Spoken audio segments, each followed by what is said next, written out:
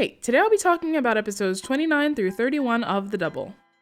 Madam Ji has messed up big time and it looks like her family is ready to cut ties with this sinking ship.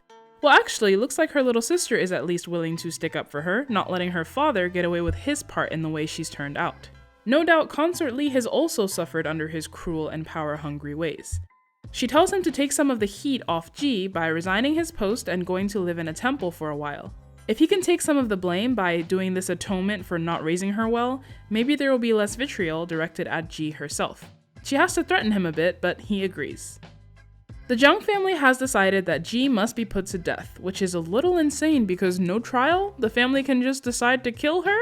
They're interrupted by a letter from the emperor saying Madam Ji's father is blaming himself and has stepped down. 所以还请江相国留江夫人一命. So, not a request. Ali asks for permission to give the news to Ji herself and arrives in Ji's shack carrying a cup of tea. She says she's here to see her off for the last time. Ali tells her that Hu has gone to see her daughter and she should go ahead and join them. Everyone in the family knows her true colors now. There's no coming back. In fact, she's so confident about that she outright tells her that she's not the real Jiang Li, though she will see justice done for her. Ji tries to plead for mercy, saying she never really had a choice in life. 10年了，姬淑人，你有无数次的机会，你可以挽救他，挽救你自己，可是你什么都没有做。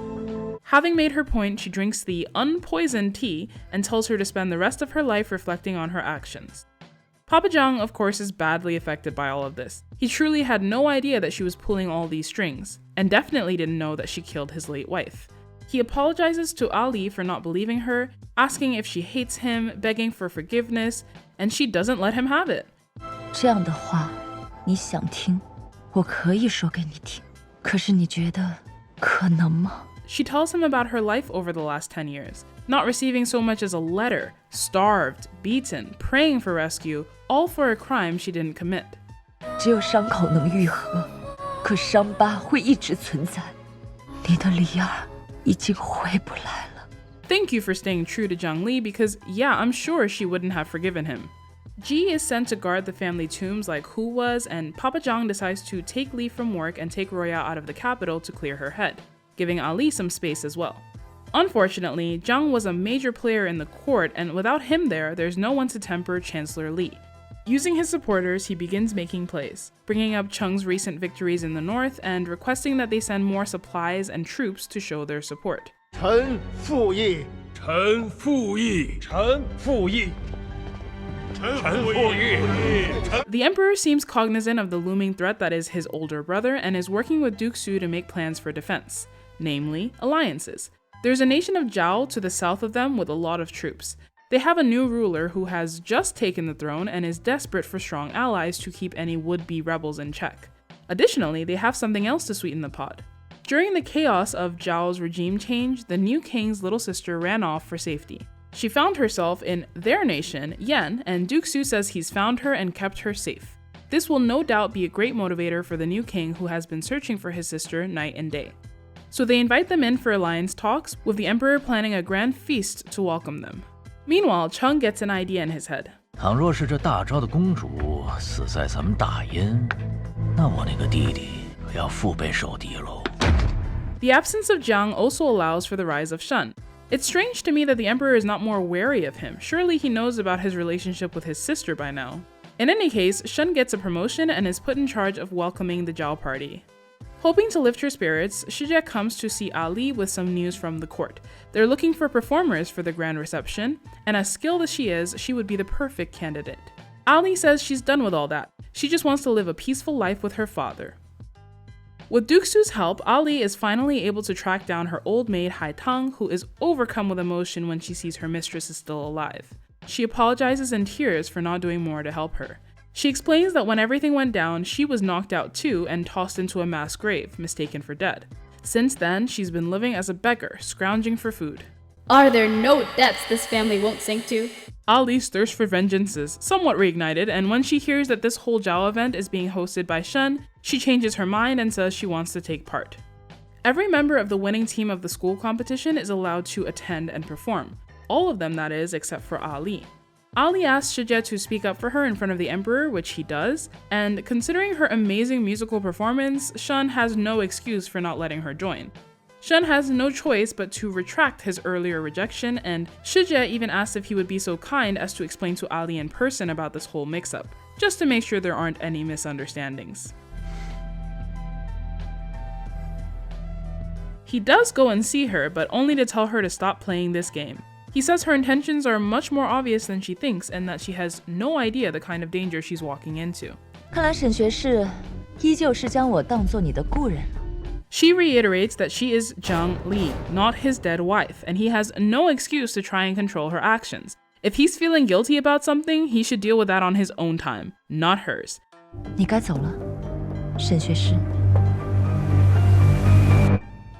So Ali does get her invitation in the end, but not for a solo piece as she expected. She'll just be part of the orchestra. Shun is still fighting. She joins the orchestra for practice and finds she'll be playing under Madame Xiao, that judge from the competition that was bought off by Ji and voted for Royale. This group has been playing together for a while and are already familiar with the music, while Ali is playing catch-up, having just received it.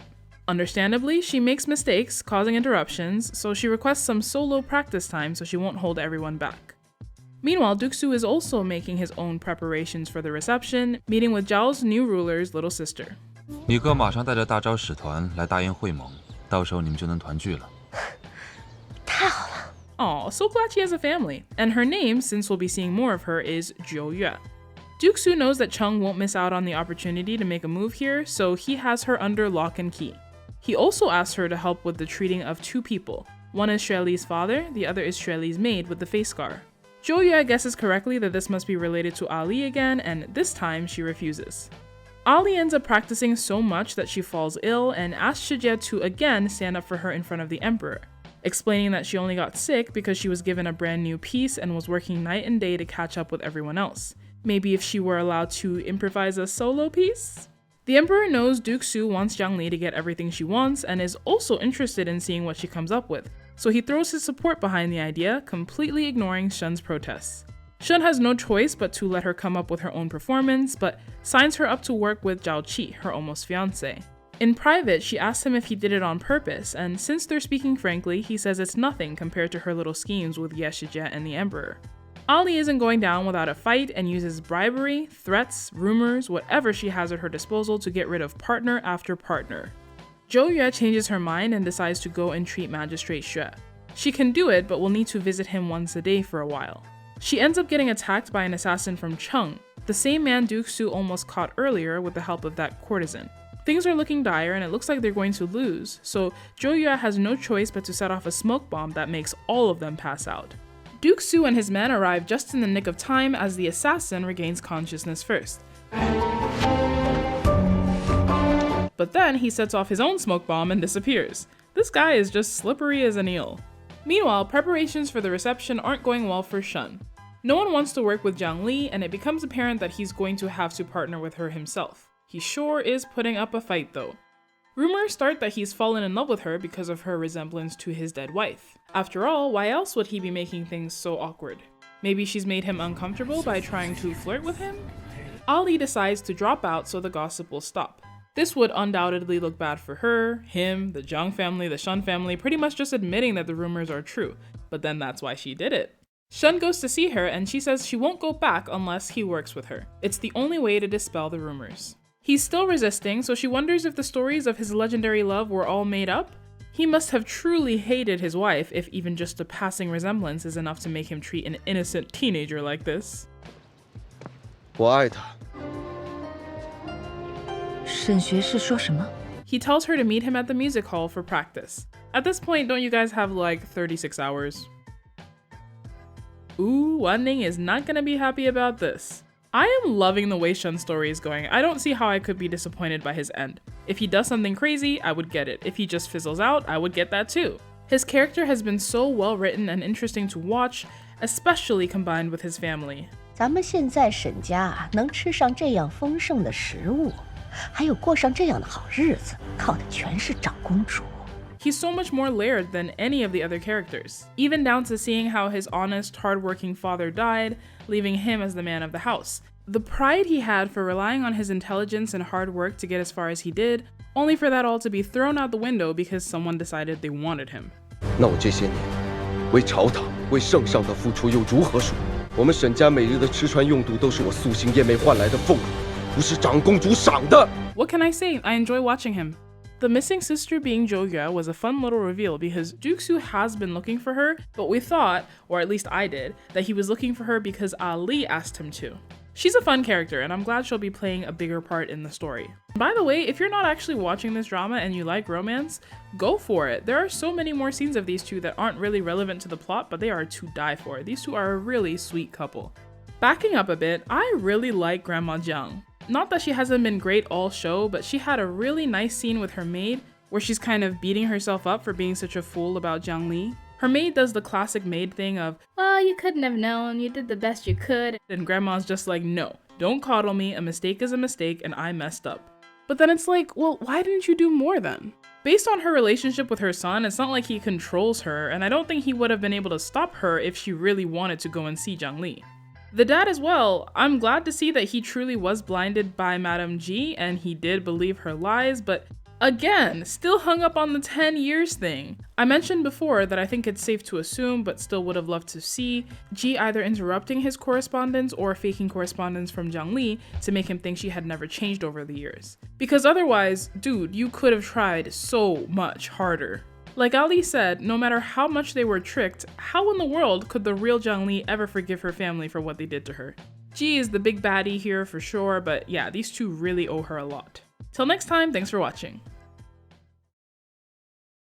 Hey, I found a site that lists the voice actors and actresses. It's just Chinese Wikipedia, but yeah, it turns out that I was right. Chen Qiao-en, that is the woman playing Madame Ji, she is voiced by the same person who did Zhen Huan. And then also the lead, Xue Li, is played by the voice actress who did Yingluo. I totally did not catch that, which is weird because I watched it so recently. But I guess her voice just isn't ingrained in my soul the way Zhen Huan's is. And also Duke Su did his own voice, so that's cool. He's got a nice voice.